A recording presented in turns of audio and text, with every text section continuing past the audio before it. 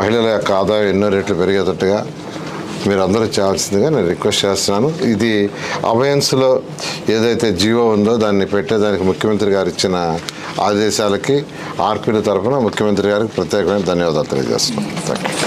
ధన్యవాదాలు తెలియజేస్తున్నానండి. ఎందుకంటే ఆర్పీలు గత ప్రభుత్వం 3 సంవత్సరాల కాల వ్యవధి పెట్టి చాలా ఇబ్బంది పడేటువంటి పరిస్థితి ఉండేది.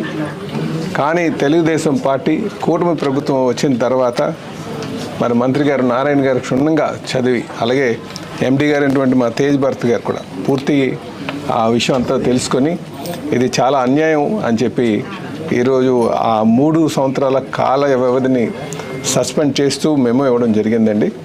సో ఈరోజు చాలా ఆనందంగా ఉంది. ఆర్పీలు అందరూ కూడా చాలా ఆనందంగా ఉన్నారు. సుమారు 9,400 మందికి సంబంధించినటువంటి విషయం అని చెప్పేసి ఈ సందర్భంగా తెలియజేస్తూ ఈ ఆర్పీలు అందరి తరఫున ముఖ్యమంత్రి గారికి, నారాయణ గారికి, తెలుగుదేశం పార్టీ తరఫున కూడా మేము ధన్యవాదాలు తెలియజేస్తున్నాం. అర్బన్ ఏరియాలో చాలా కీలకమైన వ్యవస్థ.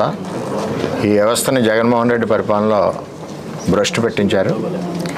వారికి ఉద్యోగ భద్రత ఏదైతే ఆయన ఇచ్చిన జీవాన్ని ఎబియన్స్లో పెట్టి ప్రభుత్వం, కూటమి ముఖ్యమంత్రి చంద్రబాబు నాయుడు గారు, పట్టణ శాఖ మంత్రి మరి నారాయణ గారు ఏదైతే చేశారో ఇది అర్బన్లో ప్రజలకి మరింత సర్వీస్ చేసే విధంగా మరి దగ్గరికి వెళ్తుందని చెప్పి గత వైఎస్ఆర్సీపీ ప్రభుత్వం 2019లో మెప్మా ఆర్పీలకు కాల పరిమితి విధిస్తూ సర్క్యులర్ విడుదల చేసింది.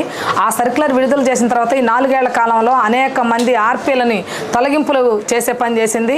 ఈరోజు ఎన్నికలకు ముందు నారా చంద్రబాబు నాయుడు గారు ప్రామిస్ చేశారు. మేము రిప్రజెంటేషన్ చేసిన సందర్భంగా మేము అధికారంలోకి వస్తే ఈ సర్క్యులర్ని రద్దు చేస్తామని చెప్పారు. ఇచ్చినటువంటి మాటను నిలబెట్టుకున్నందుకు ఈ రాష్ట్ర ముఖ్యమంత్రి వర్యులైనటువంటి నారా చంద్రబాబు నాయుడు గారికి, మంత్రివర్యులు నారాయణ గారికి, అలాగే మెప్మా ఎండి గారు అయినటువంటి తేజ్ భరత్ గారికి, ప్రిన్సిపల్ సెక్రటరీ సురేష్ గారికి, అందరికీ కూడా ఏపీ మెప్మా ఆర్పీ ఉద్యోగుల సంఘం CI2 అనుబంధ సంఘం తరఫున ప్రత్యేకమైనటువంటి ధన్యవాదాలని వారికి తెలియజేస్తా ఉన్నాము. ఈ 4 ఏళ్ల కాలంలో ఆర్పీలు అనుభవించినటువంటి బాధకి ఈరోజు ఉపశమనం దొరికింది.